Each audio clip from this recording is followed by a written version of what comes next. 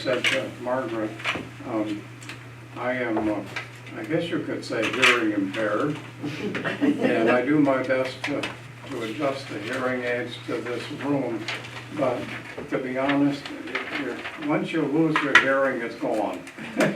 And no matter how much what you do with the hearing aids, it never comes back. So if you say something and I have to say, would you please repeat that, it's not because I was asleep while you were saying it.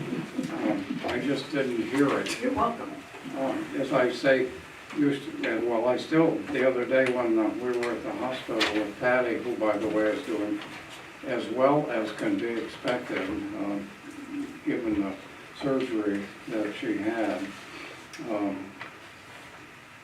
It's a standard procedure, but it's still, Surgery. yeah, I mean, it takes a lot out of you. And she's doing okay, but I did have to remind a couple of the aides and other people that, you can use your playground voice while you're talking to me. And actually, the anesthesiologist walked into the room and looked over and, oh, I wear hearing aids too. And so we, but, I don't know how far we'll get with all of this today, because all three texts are interesting, but I thought we'd just kind of work through in order and see where we come out. And see how the Spirit leads us, because I depend on you. I know you're going to have a lot of good questions and comments. So we can begin as we always do, if Matthew is ready. We begin with the prayer of the day together. O God, our Giver and Guide, in the waters of baptism, you bring us to new birth to live as your children. Strengthen our faith in your promises, that by your Spirit we may lift up your life to all the world through your Son, Jesus Christ, our Savior and Lord, who lives and reigns with you in the Holy Spirit, one God, now and forever. Amen. Well, we begin with the first reading. Someone like to read it? The Lord said to Abraham, Go from your country and your kindred and your father's house to the land that I will show you. I will make of you a great nation, and I will bless you and make your name great, so that you will be a blessing. I will bless those who bless you, and the ones who curse you I will curse. And in you all the families of the earth shall be blessed. So Abraham went as the Lord had told him, and Lot went with him. Okay. Anything jump out for you? Well, it says, and the one who curses you, I will curse. It's not like if you curse somebody, I'll curse. And, that's a little bit of a difference. Abraham's power has some limits. I appreciate you saying that, because I kind of skipped over that. I got so interested in the first verse, first couple of verses. Oh, yeah? Yeah. Well, God called Abraham and tell him to. Abram. Abraham. He hasn't got his new name yet. So tell him to leave your house and everything. You go to a place where I show you.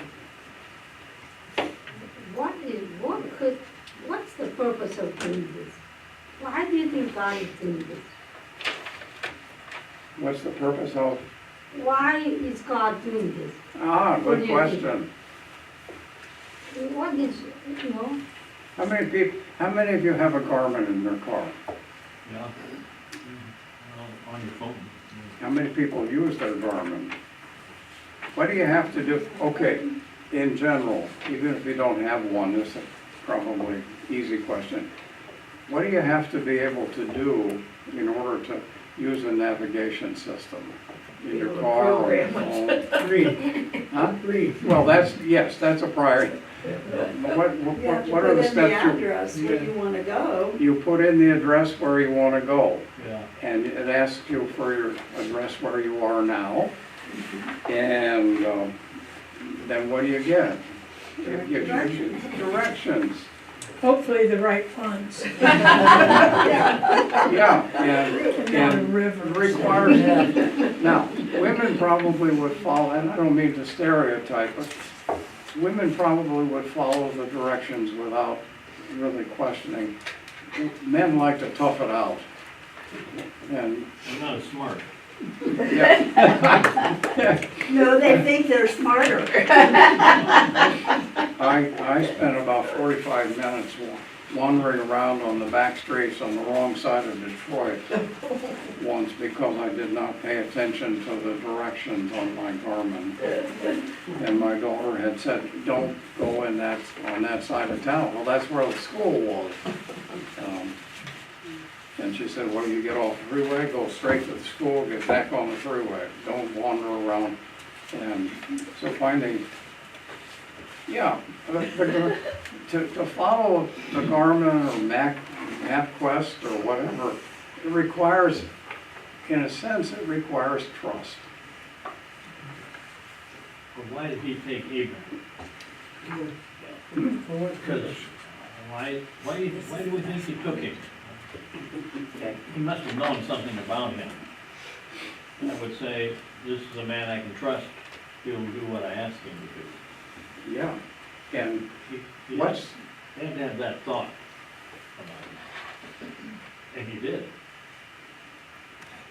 what's the history in the Bible of God picking people? Are they spectacular? No? Ordinary, he picks ordinary people. That's what I've been told. And what does it mean to say they're ordinary people? They're not kings and high up people, titled people. Yeah, They're everyday people. Well, Adam and Eve sinned, and then God picked Noah, right? And evidently Noah didn't, or Ham, whatever, they didn't do right? So God is picking Abraham, something that Noah should have done, or could have done, replacing, right? what did What do God, you think? what did God pick Noah to do? To restart the world. After the sin, he punished everything, he was gonna restart, like Adam and Eve didn't sin, isn't that one? So it made the Noah punish everything so that he'll have start new. That's what I think. Built the ark, Right? kept something alive. Not much different than Abraham. He trusted Noah to carry on mankind. That's right. He's trusting Abraham to carry on his chosen. Right. And Abraham, for whatever reason, and all the people that populated the world and the tribesmen that were there, he had a righteousness about him, and I don't know what that was, except to believe in something better than he was. He had a humility. Otherwise, he'd have never chosen. What's the difference? All right, we carry that a little bit further. We got Noah being picked for a specific task, build an ark. Here we got Abram. God picks him to do something which starts with pack up your bags and go where I tell you to go. And then we got prophets. And each prophet is called to do a basic task, but in a different period. And then what about the disciples? Were they particularly gifted? Well, no, in order to be a fisherman, you didn't have to be particularly gifted. Some of them are fishermen. I mean, you know, you have to have a lot of faith that you'll catch fish, but. Yeah. For the most part, they were all, there's only one disciple who we suspect was well-educated, It was Luke. Luke. And that's based on an assumption that his way of using the Greek language was much more precise. And at some point, I think that there's some piece somewhere that said Luke was a physician. Physician. Yeah. And then you got Paul, who was trained as a Pharisee. Other than that, they were all very ordinary people like us. And that's kind of a hidden theme throughout the Old Testament and New Testament. God taking ordinary people and saying, I want you to do something. And if for some reason they say yes, what happens? God does extraordinary things through those people. When God picked Noah, it was just Noah, right? Now Abraham said something about he should take his wife, you know, and he also took his nephew Yeah. along with it, you know, like, you know. And then God told them to call here and there, and Sarah did something, you know, really difficult to understand, you know, king and everything.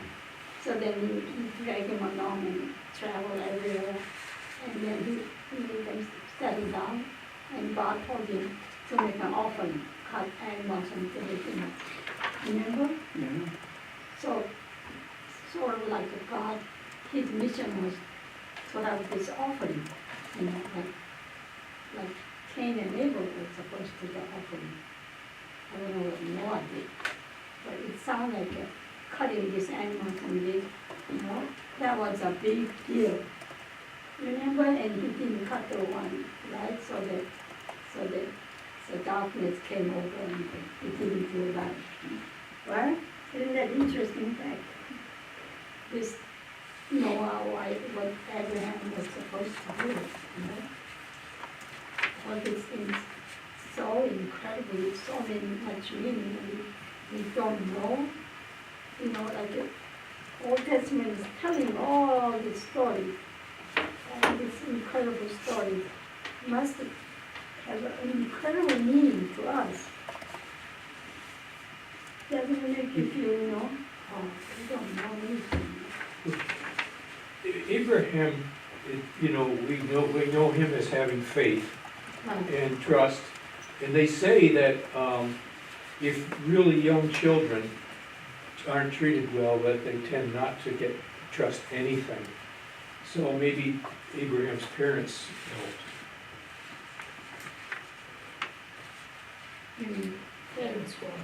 Faith in God. Yeah. Would you do something, there's a difference, you know, between getting directions from MapQuest or from Garmin or something. You know where you're going. Then what does God say to Abram? Go. How many of us would be willing to do that? I'm going to send you somewhere, but I'm not going to tell you where. That would be very scary. Very scary. Yeah. Yes. I can't even imagine, I don't know if I have enough faith to do that by myself. How do you know you're not being led right now? Pardon? How do you know you're not being led right now? No, I'm serious. I mean, we look at it in large terms. But there are so many people in the Bible that did very little small tasks, tiny little tasks. And they were led to do that by the Holy Spirit, or by God directly. And I'm not so sure they knew it. I'm not sure they knew what they were doing, Right. or what the consequence would be of what they were doing. I don't think that goes on in the world today. People are being led. think in your life, have you ever felt that you were led in some way or something that was guiding you or helping you in this process of living? I think that's God. Well, when we came to Ohio, I had no idea what Ohio was about. I hadn't been beyond South Dakota. But I was following the leader. It wasn't a leadership. Although I encouraged him. It was the companionship that allowed you to do it. And no, I agree with that. People ask me, how'd you get here, you know? How'd you get here? I said, in a U-Haul. With God guiding me. And in U-Haul trips, there were God guided many times in that U-Haul. Oh, things we ran into in that U-Haul. And but the consequences, it always came out with a finally fairly good ending. And I'm convinced many times in my life that that ending came about because somebody was leading me or helping me and so on in doing that. And I never felt God was there. I never prayed for God to be there. Sometimes I did, but you do when you're really in trouble. But I mean, it's Like when the highway is closed. oh, And you have to yeah. find a bridge over there. Or you're going down through a city and everything's out of the way. You want to sidetrack, and some guy in an old pickup comes up and says, "Where are you headed?" And I tell him, "Follow me." Yep. I followed him. And he took me right around the garbage, around to the other side, and away we go. And he took me off the place, and he drove aside, and then he waved his hand out the window and go ahead. I said, "Okay." But I think why? How did that happen? Sorry. No. I think we've evidently forgotten. I think his first name is Sam, who left his family here at St. All Yeah. Saints and went down and, Oh, Sonley? yeah. Yeah. It was his baby that got baptized a couple of weeks Yes. ago. So I think we've got one right here at church that he got to calling and he left his family, his friends. I can't remember now where he went. Was it South America? Somewhere. Cambodia. Oh, no, it was over in Asia. yeah. It was Cambodia. Cambodian kid. So there are people getting the call. Well, I have an interesting story to tell as well. My youngest son, got married in 1999. He had graduated from college, Indiana Wesleyan, and he met his wife there. And she had one more year of school. His best friend was Levi, and Levi's father was a superintendent of the Wesleyan Church between, North Dakota and on up into, the name, Canada? where? Ontario, Canada? No, beyond, Manitoba? You're going west or east? I'm going northwest. The state that was added, Oh, Alaska, United you're States. going to Alaska. Alaska. That was northern. So, well, we ended up going through Canada. So anyway, Levi, Evan's friend, asked him if he would like to come and help him start this church in Alaska. And my son's major in college was finance, so he was gonna handle all the financial part, plus teach Sunday school or Bible study or whatever. And my older son and I decided we wanted to go with them. So we helped them drive up because they were taking 2 cars and a U-Haul. And when my older son and I got to Indiana, my son, who had worked for UPS and was a truck packer, decided everything had to be repacked. He didn't like the way that my younger son had packed the U-Haul, so he repacked the car. We set out about 3 in the afternoon. Let's see, by Thursday, I think it was Wednesday or Thursday, we were in North Dakota, and we smelled something in the car burning. And it turned out there was an oil leak, and he was losing all the oil out of this vehicle that he had just bought. Oh, dear. It was an Eddie Bauer Ford thing, you know, Explorer thing. It was supposed to be a good car for traveling anyway. Here is where God really came into play. I mean, he also, well, you know, for the fact that he called my son to do this was very God-doing. But then it so happens that Levi's parents lived in North Dakota, right close to where the oil thing started happening. We stopped and we kept pouring oil into it until we got to whatever the capital of North Dakota is. Fargo. Oh, Bismarck. Bismarck. Bismarck. Not, That's something to do. anyway, it's close to where the president's heads are. Oh, it's Mount Rushmore.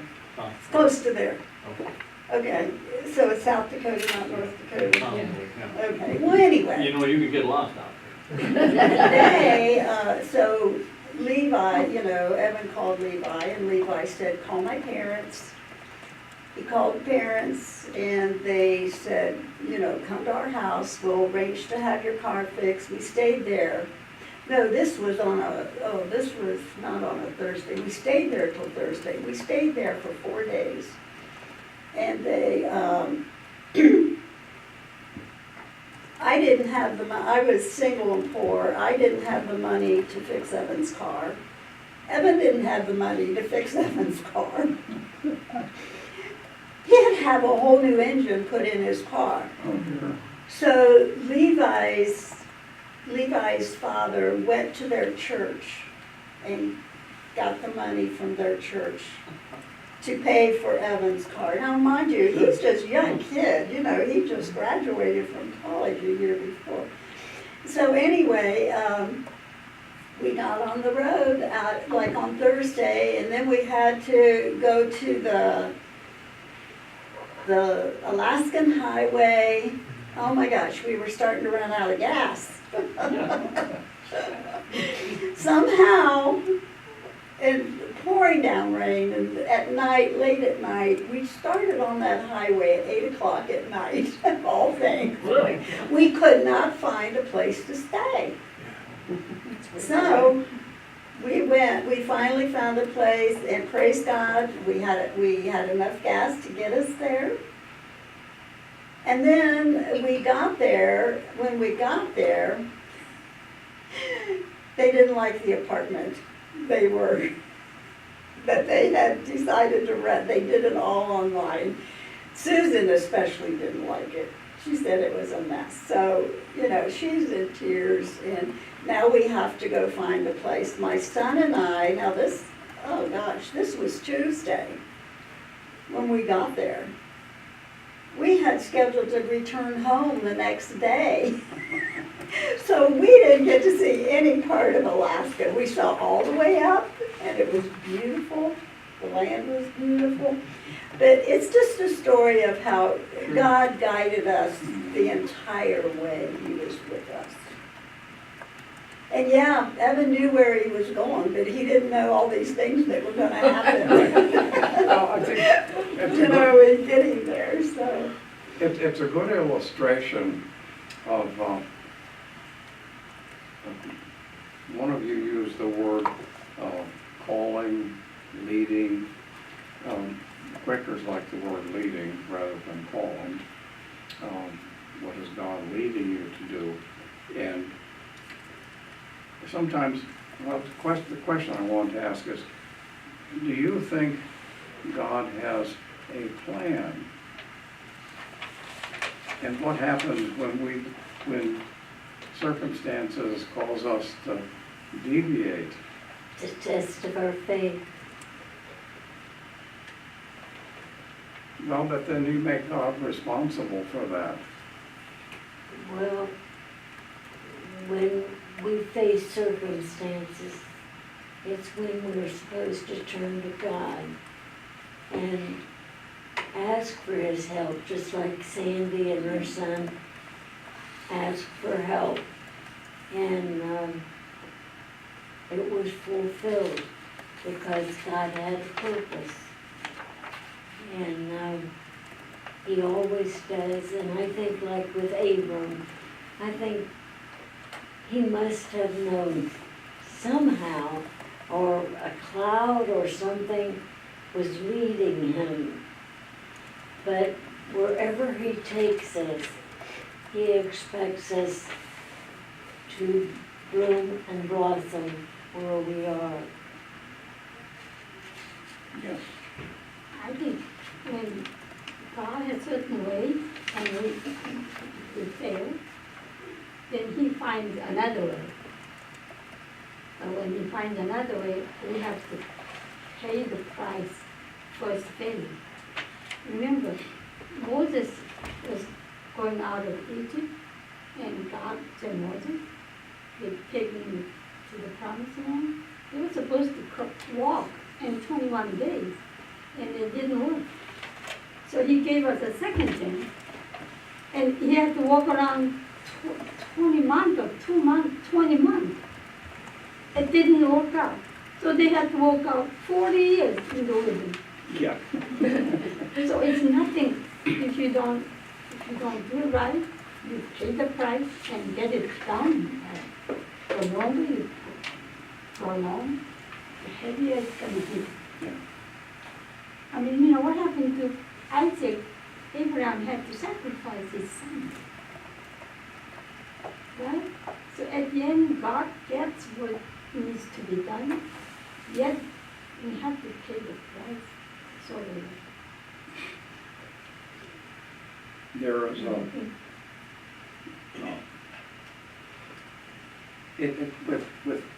go ahead, Rachel. was there conversation prior to this that Abram knew what land he was going to? This is all on Faith. a need-to-know basis. Pack up your bags. And tonight you're gonna spend, I'll show you where you're gonna stop. And the next day, pack them up again, because you're not there yet. And when we get to where I want you to stop, I'll say, stop. Incredible amount of trust and faith. And that's why in the New Testament, they can say, the writer of Hebrews says that Abram, or by then the new name, Abraham, did what God asked him to do. And by faith, and it was reckoned to him as what? Righteousness. Do you think that Abraham at any time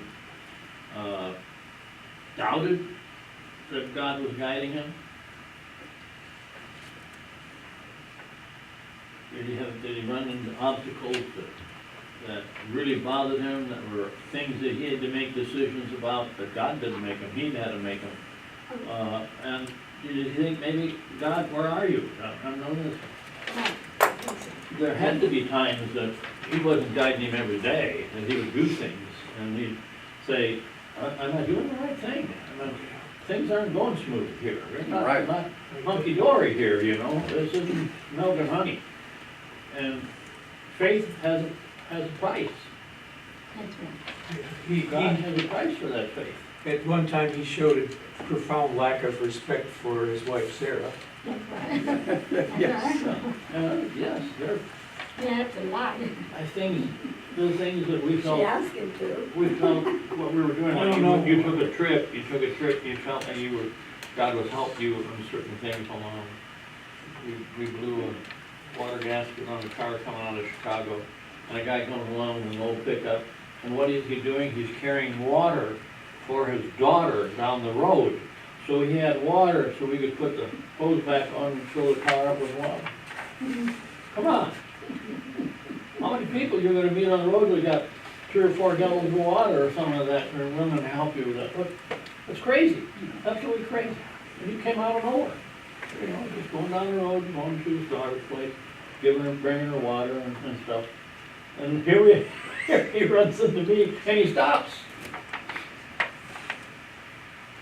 Yeah. Those are the mysteries of faith. I know, I mean. I had a direct calling, I swear, to Paul. I had a friend who was an interim pastor. She started on Tuesday after Katrina hit, I think on Monday. Okay, so I had a direct calling that I had to go. And so I called a friend of mine, a mutual friend in Springfield, and said, will you go along? She said, you've got to be out of your mind. So I packed up my car. And you went alone, didn't you? I went alone. Okay, so to make a long story short, I get lost in Mobile, Alabama, because the signs have been all torn down because of Katrina. And I'm in a iffy kind of neighborhood, and I'm by myself. And I'm thinking, how in the world am I gonna find where I need to be? And out of nowhere appears this black man, scared me to death, came up to the window and said, can I help you? And I said, I'm trying to find my way onto the, he said, my car's right here, just follow me. You talk about scared to death. And I thought, I've got no alternative. I mean, we were in a industrial neighborhood and the signs were down for where I needed to go. I followed. Sure enough, he took me about a mile, said, you know, there and go on. And of course, then I went on. And the interesting thing is, after this calling, my friend had started her job on Tuesday or Wednesday. On Thursday night, she gets a call from the bishop that says, we no longer feel that this is an appropriate position for you. You need to pack up and leave. Now, she had sold her house in Nashville in order to go to this ministry. I get there on Friday. She's been fired on Thursday night from this position. So I spend the next umpteen days doing cleanup work with the Katrina during the day, and then going home every night and organizing her to move out of this housing that was provided by the church. I mean, you talk about a craziness. And so her thing has always been, you were called for me, not for the Katrina thing. So, I mean, it was a zoo. How old was it then? Yeah, well, Oh, old enough to know better when.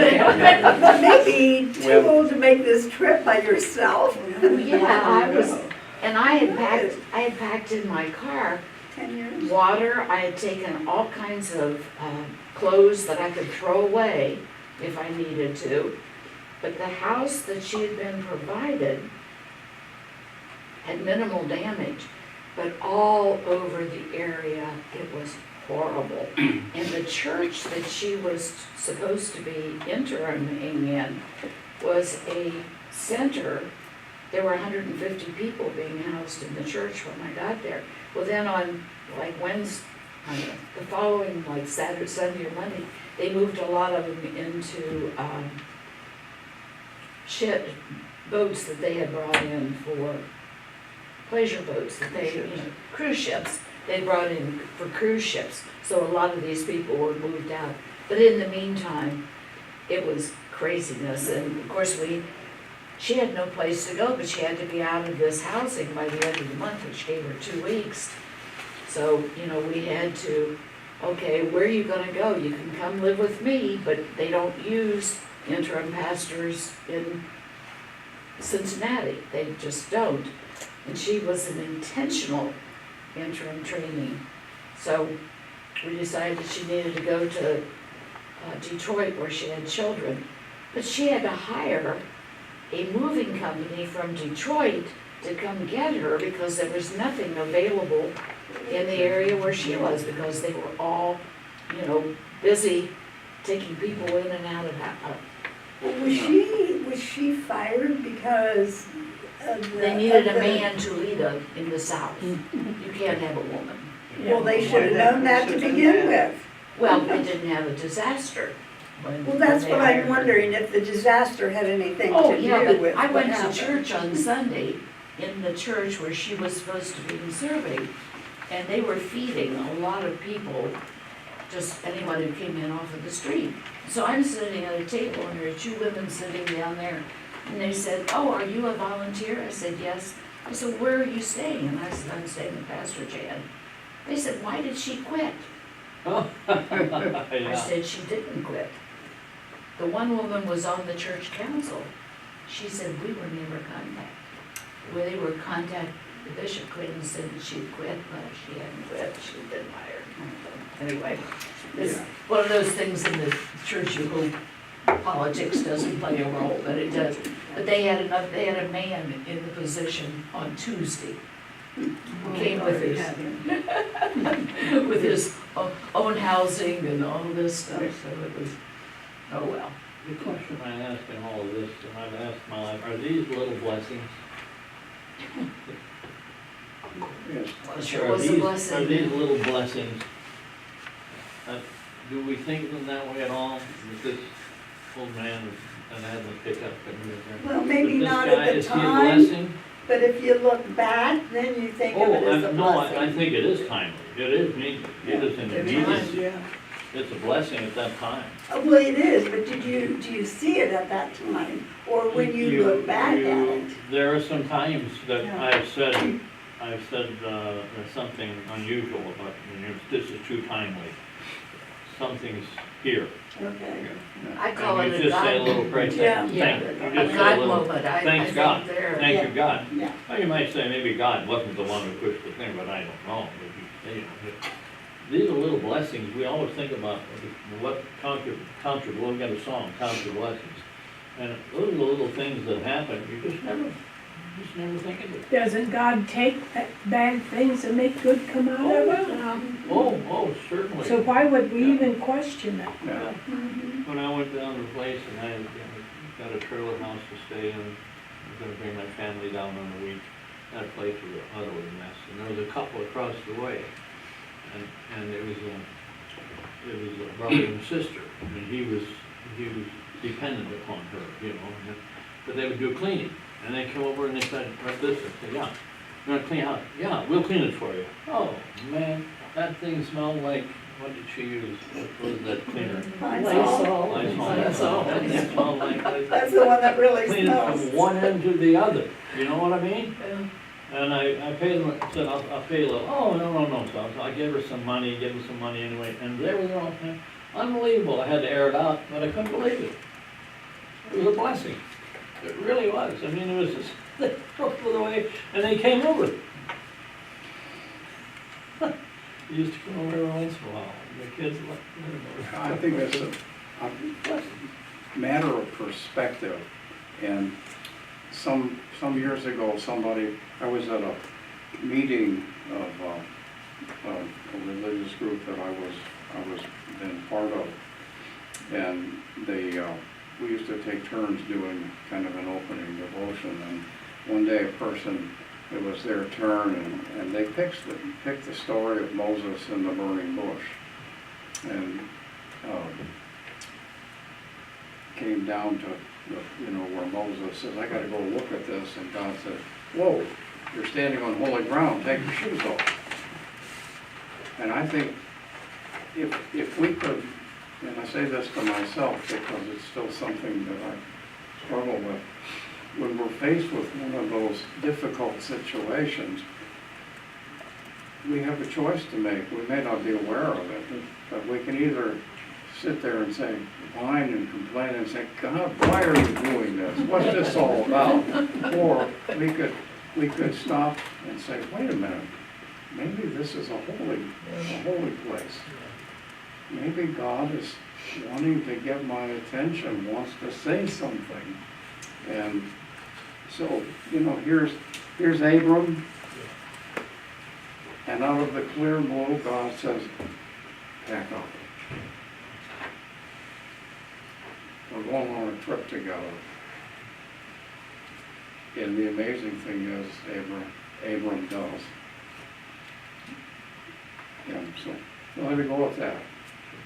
How about we read, someone read the Romans? I'll read it for you.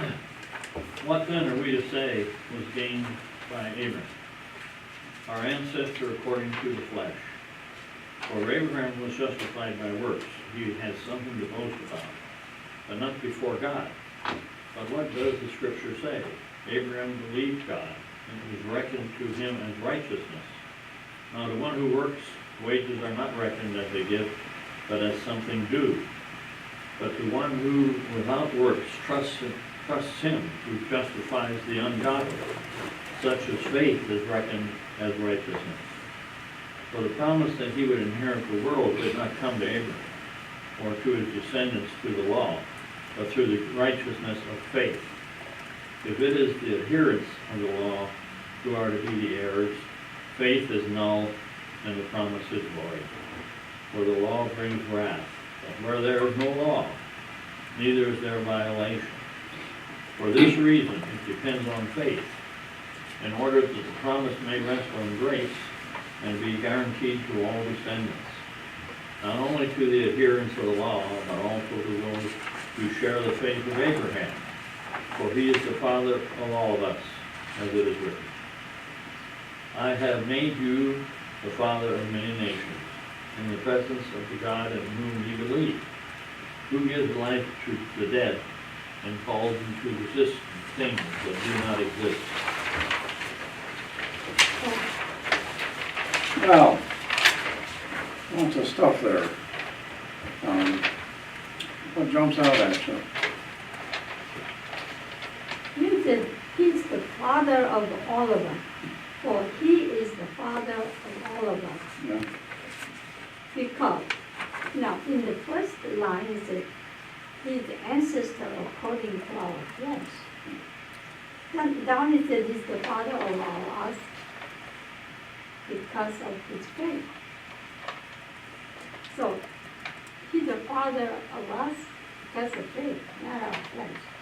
You get that? Is that right? That's what he's saying. So Abraham is the father of us because of faith. So inheritance comes through the faith, right? From all the way from Abraham, Noah, Jesus, Moses to us. It's the faith that we receive inheritance. Rick, is he the father of Gentiles as well as to the Jewish? Oh, That's what it says. Could be, no. But Paul wrote this, Yeah. and he was a Jew. And remember the specific calling that he had? Yeah. What? Oh, for the Gentiles. Yes. But the Jews not decided until Jacob. So Abraham was before the Jewish way. Yes. So there was no Jews. Right? Oh, so Abraham was not a Jew? No. Well, Jacob is the one that started Jew. That's his grandson. Right?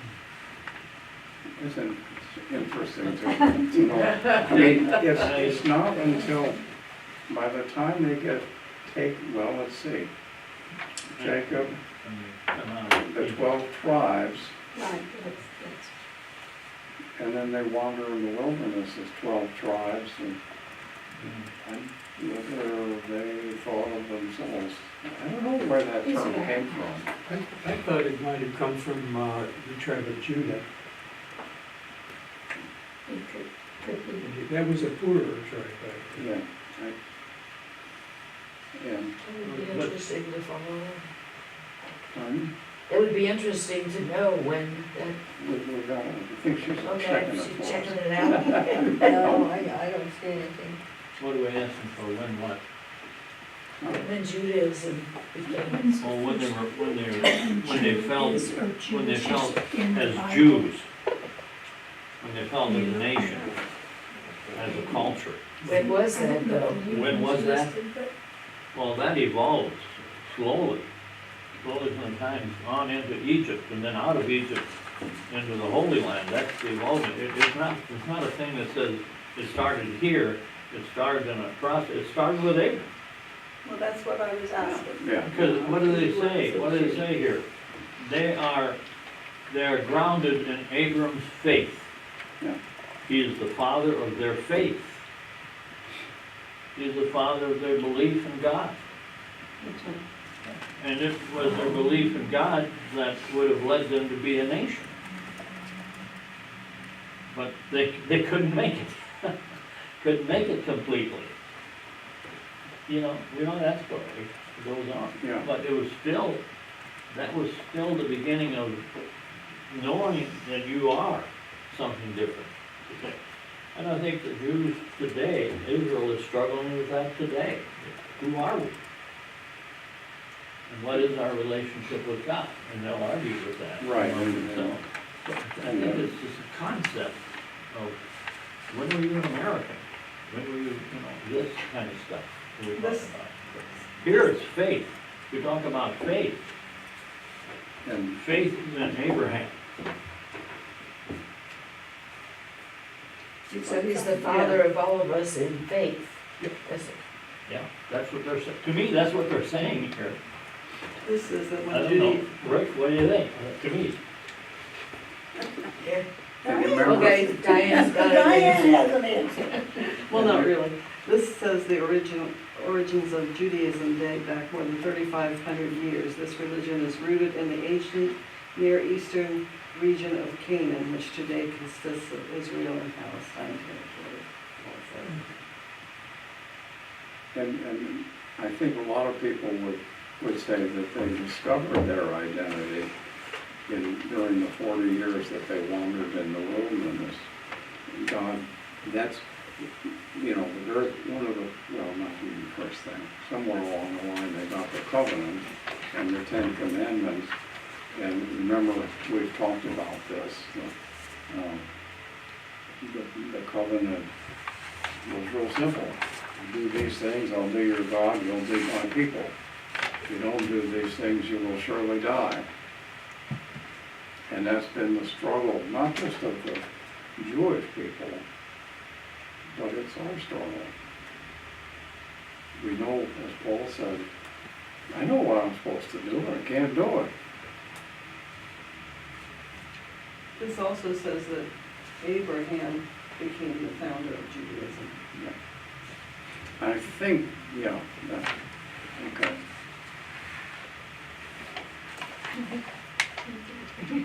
Well, there was archaeologists found when they did digs that when they unearthed the homes of people before the captivity, they found a lot more foreign idols in the homes than after captivity.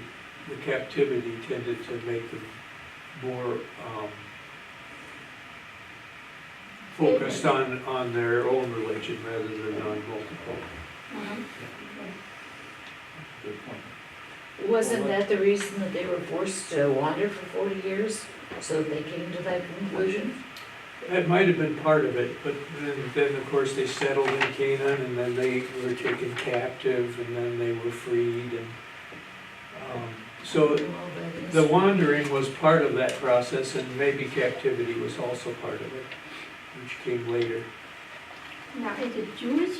That name Jewish is identical with the chosen?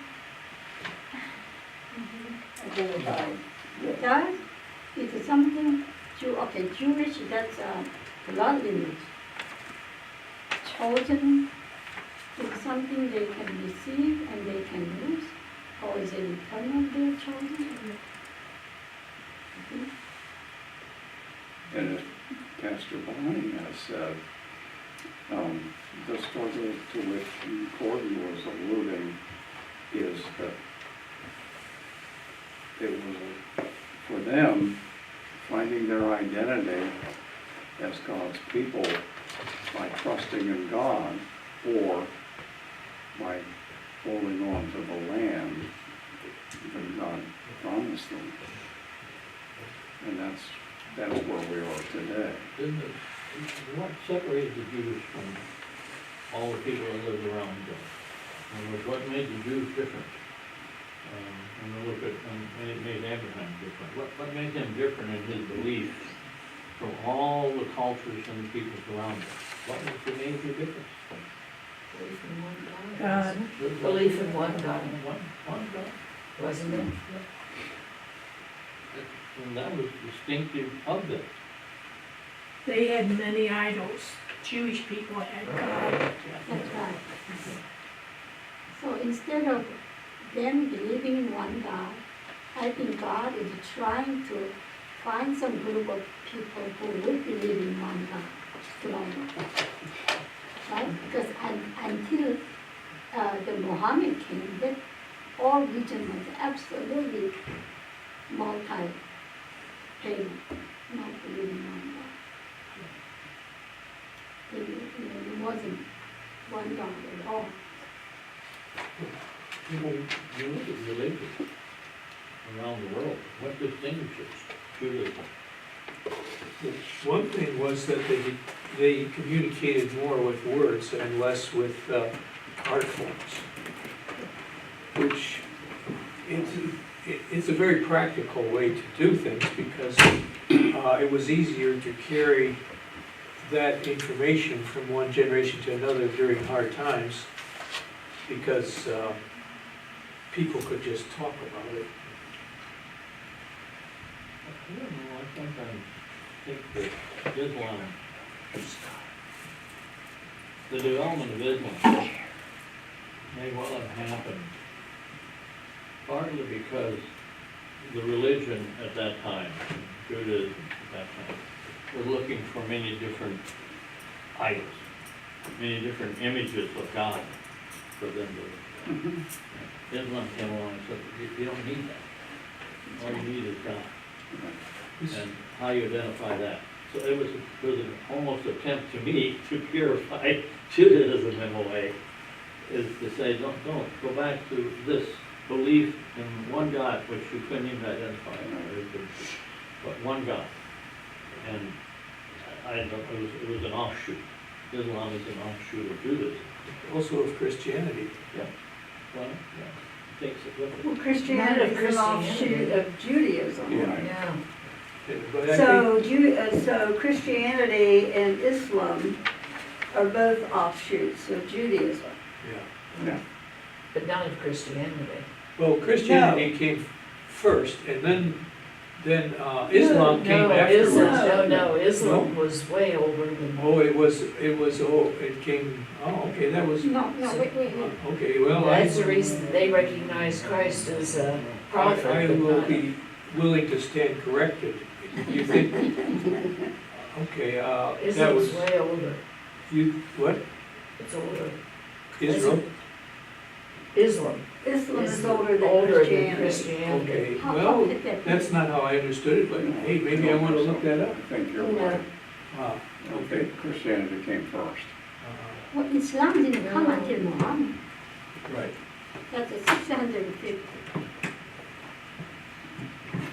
My understanding was that the Christians were thriving and were very successful, but they started acting like jerks. And the Muslims came along and said, hey, here's an alternative, and they got quite a following. How were the Christians acting as jerks? You mean during those wars, where they were the Christian wars? I don't know the details. When Jesus died for 400 years, there was, of course, 400 years, they weren't allowed to believe, So, God wanted to spread the Christianity, so they had these multiple many people get baptized without knowing what the theology or anything. 10,000 German soldiers, they still believe in German idols, and they were all baptized. And when Muhammad came, the whole area was Christianity. No way. There's no way.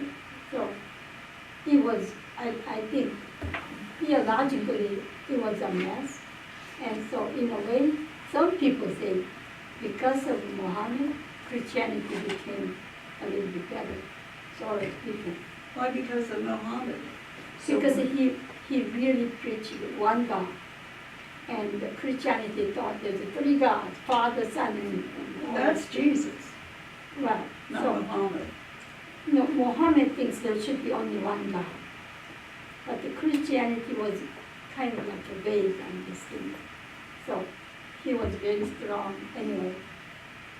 So this Muhammad came very late, but sort of like an anti-Christian. The foundation of Muhammad is really came late, but comes with a deep attitude, anti-Christian. That's why it's multiplied in the Middle East right now. So We need to know when Muhammad lived, Tom.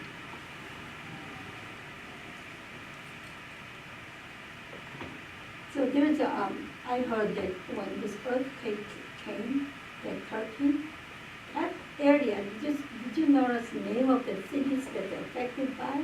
It sounds like Antioch, Hittite. You know, this is a place where St. Paul first founded churches there. Totally, the name Antiochite or Hittite, Hittite, all this in ancient, really biblical Christian area. And 100,000 people killed in 10 seconds, you know. That's a lot. And there's this big church on a hillside that's 2,000 years old. It must be found by St. Paul himself. And that area is all Muslim, because there's some Christians out there. And it's just amazing today, you know. 65% of Europeans, they say they're atheists. Islam came from the son that Abraham slept with his handmaiden. Uh-huh. And when he was cast out, that's when the Islam and Muslims came to be. That's in the Bible, that's another offshoot from Abraham. And that's what we experience today. Ishmael. Yeah, Ishmael, yes. It didn't come right away though, did it? Huh? It didn't come right away, it's generations Yeah, passed down. generations. Yeah, passed down. It Yeah, didn't just boom and it got Islamic. yeah, Yeah, but you're right though. it was passed down through Ishmael. Yeah, I can't, I was trying to pull something We up need a there. but- timeline.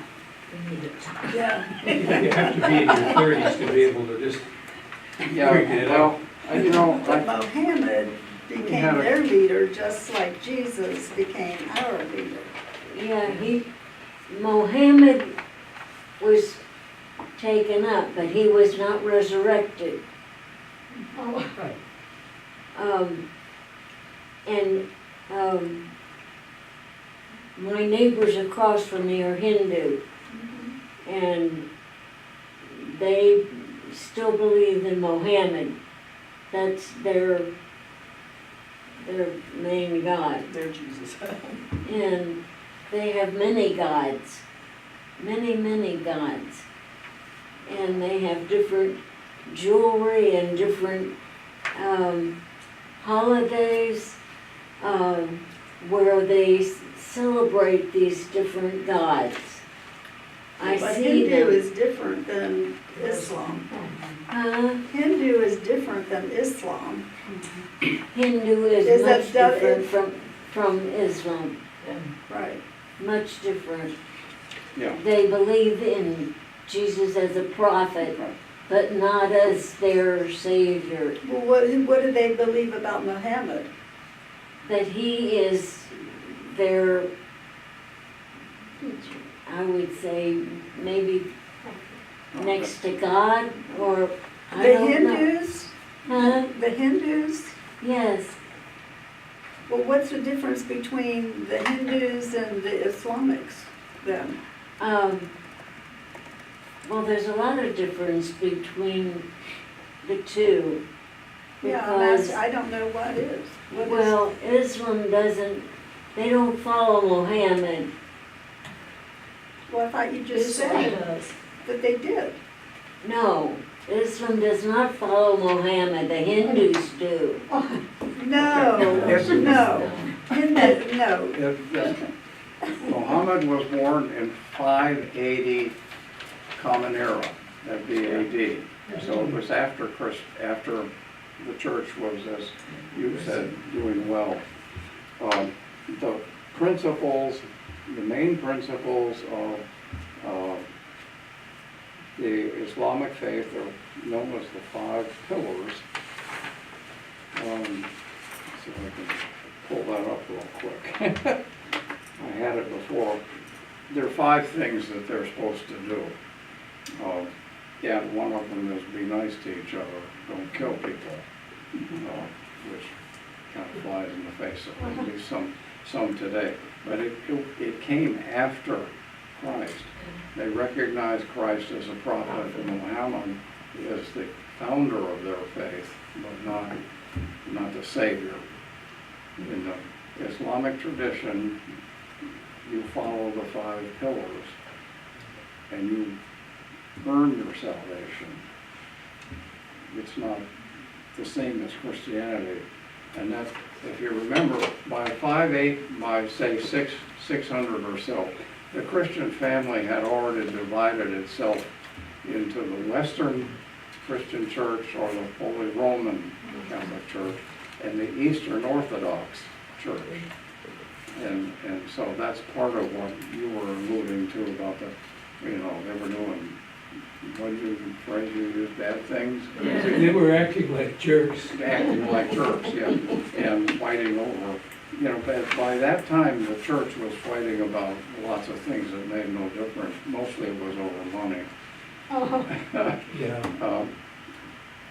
And only recently have the Roman leader, the Pope, and the leader of the Eastern Church been able to, or made the effort to talk to each other and met together.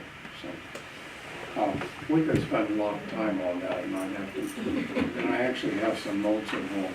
We had somewhere along the way, we had a speaker. I think we had somebody here maybe 10 years ago or so. You did a series of programs on the world's religions, and you invited speakers, and the Muslim person came in, and one of the imams, and talked about their tradition. But it's interesting, this reading from Paul, verse 13 in particular,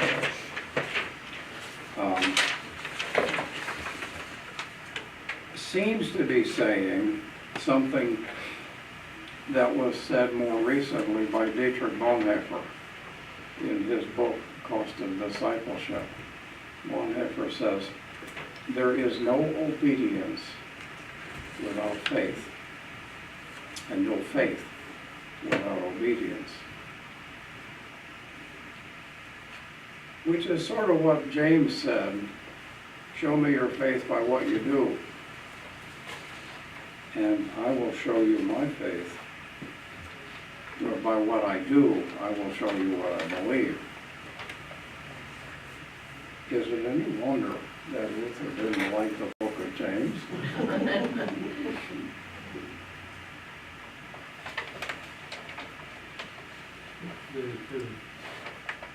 The one thing that James and they all thought was there's a great deal of good achieved in the world, but not through the faith of God. Yeah. they're good. And that's the definition of good. But it doesn't necessarily come because they believe in God or in Jesus. Yeah. I think what Paul is saying, but maybe he didn't realize it, maybe he did. Abraham did what he was asked to do because he had faith.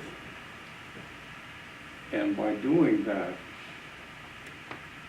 he showed he had faith. And that's what, so Paul can later, he can say you're saved by faith, not through works. It was his faith, his obedience that saved him. But it wasn't because he did those things, it was because, well, he did those things. I will say this, help me here.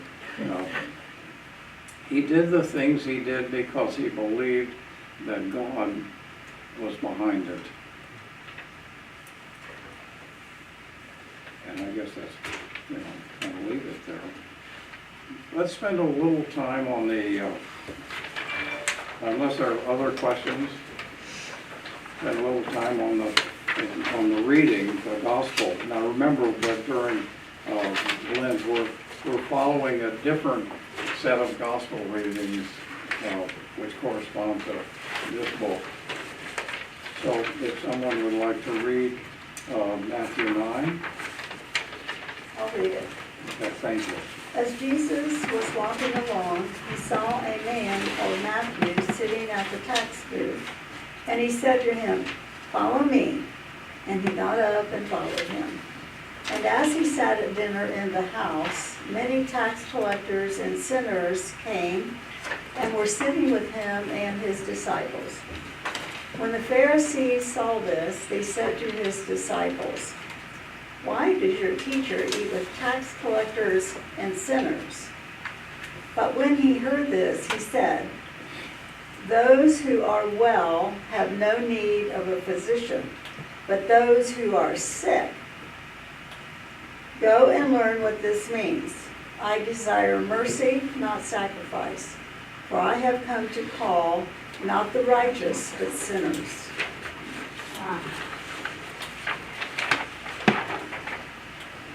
Well, just a couple, one comment for a contemporary comment and then a kind of a context thing. How many of you have ever had to plan a dinner party or been involved in planning a wedding or a family reunion or something like that? The biggest challenge may not be what you're going to serve or where you're going to have it, is who gets invited and who doesn't get invited. And the problem is you're obligated to invite certain people. My granddaughter, step-granddaughter, is in the process, she and her fiance are planning their wedding in September. And they had, for good reason, set a financial limit on the number of people they're going to invite, which has forced them to make some really tough choices for people who probably should be invited but can't be, because there are other people who absolutely have to be invited, and so on. And sometimes dinner parties and family reunions are reminders, not of joy, but of pain, because there are certain people you don't want to be there, and so on. So the context of this story, maybe, and this is in the book, chapter 2, but just to summarize, first of all, in the Bible, in ancient times, there are three themes playing through these meals. One is that they symbolize a future gathering that God promises for God's people. Every Passover meal ends with these words: next year in Jerusalem. We talk about communion as a foretaste of the feast to come. The second theme is that meals always involve hospitality. Extending, receiving, that beautiful line from Psalm 23, you prepare a table even before my enemies, and my cup overflows. And the third piece of context is that in the ancient world, much more than in our world today, when people got together to eat, it was a celebration of their friendship, or it was indicating that you wanted to create a relationship with somebody. Does that help you understand a little bit about why the Pharisees were so bent out of shape? Who is Jesus eating with? That's right. Who's inviting? Whose house? Is it the Pharisees or one of the tax collectors' house? It's man, the tax collector. It's the tax collector's house. Yes. Why was the Pharisees invited? You're not supposed to. It didn't say they were invited, No, it they- says when they saw this, when they found out about it. Yeah. Oh, the Pharisees weren't invited. I don't think it So the doesn't whole say group that. was- say who was invited. It says when they saw. So it was all tax collectors and sinners only, right? And it's sitting there, they just came. They either just They came just or, came. There doesn't seem to be an invitation here at all. yeah. They just came, and they Yeah. gathered there. So what do you know about Matthew? Other than the fact that he's a tax collector, which is pretty important.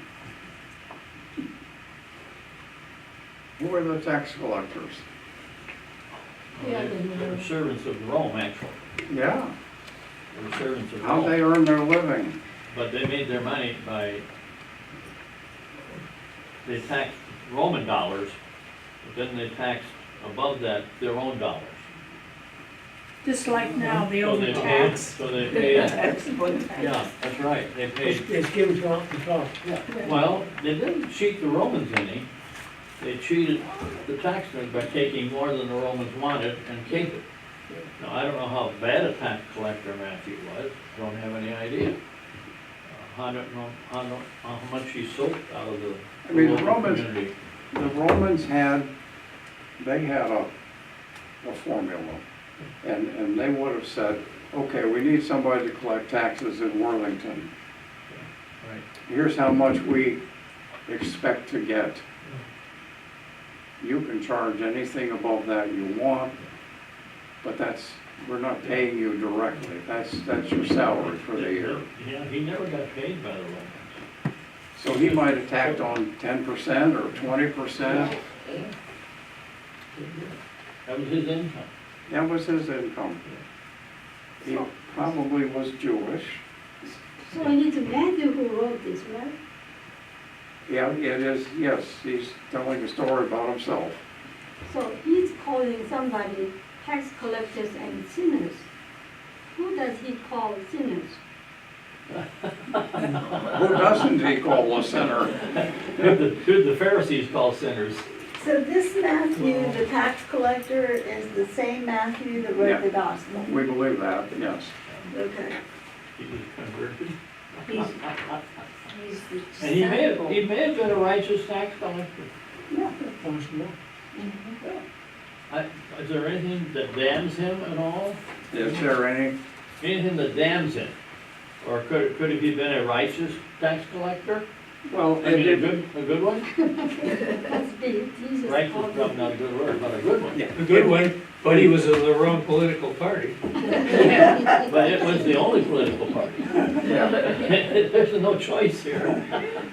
I don't think that the Jewish people, number one, did not like, I mean, they hated the fact that they were occupied by Rome. And so anybody who had anything to do with Roman authority was an outsider, whether that person was Jewish or not. So right off the bat, Matthew was in trouble.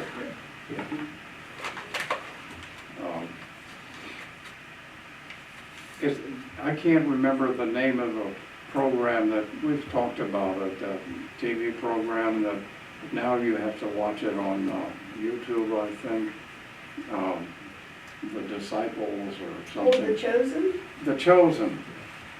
Matthew, remember the portray of the guy who portrays Matthew? I haven't seen it. My daughter talks about it all the time. Well, Matthew, the person who plays the role of Matthew in that series literally looks like a weasel. Yeah. Weasel, what's that? Yeah. And that's an animal that people don't like. Yeah. I mean, he's a little short guy and very thin and wants to be liked by everybody, but nobody likes him because he's a tax collector. And the Romans don't like him, but his own people don't like him. And so here's the, Jesus says, follow me. What's he do? He follows. And then what does he do? He throws a dinner party. Yeah. And then nobody gets invited apparently, they just came. Yeah. And I suppose if you think about him as a tax collector and he's got a party, they would come. Yeah, They're gonna get fed free from this guy that's bleeding us, and we'll go. yeah. Throws a party. But you gotta remember, Matthew is still a collector, so the Romans like him. Yeah, They keep him. That's significant. He's Yeah. still liked by the Romans, yeah. so he's collecting what they want. And the Pharisees, think back to the context. You throw a party and people come and eat at your table, that's saying, we're gonna have a relationship. Or we're celebrating a relationship. And they stand on the outside, and as Sandy said, they saw who he was eating with. Sinners, tax collectors, etc., etc. What is Jesus doing here? Different. If Matthew was overcharging, he probably, to some of the Pharisees, he wasn't, if he liked them, he probably wasn't charging as much over. It was depending on how he felt about each one of them, probably. And, but Matthew is like most of us. When God calls you, you better go. Because he'll keep nudging you until you do. And, but I think that he called this dinner party so that he could point out how good he was, and the Pharisees saw that and saw, what's he doing, throwing a big dinner party? Well, because he was charging all this extra money. And Jesus saw right through it and said, I didn't come here for the righteous.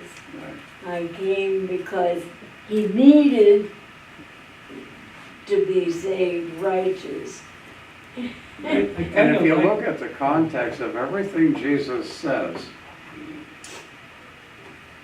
to say, I didn't come to save the righteous, I came for the, For the those who were sinners. sick. Came to save those, He came for the sinner. yeah, that's an oxymoron, we're all sinners. Oh, he He came for came all for of us. everybody. Came for everybody. Well, I like the way that this is an innocent sounding question. Why does your teacher eat with tax collectors and sinners? That doesn't sound like a hostile question on the surface, but Jesus gives him a strong rebuke. Oh, he knows. And that's apparently that question is a lot more hostile than it would seem on the surface. Oh, he saw right through it. Yeah. Yeah. Sorry, excuse me. Feel free to keep talking, but I am probably going to end the live stream just because Well, I we was have to gonna start broadcasting. yeah. So. Good conversation, I thank you.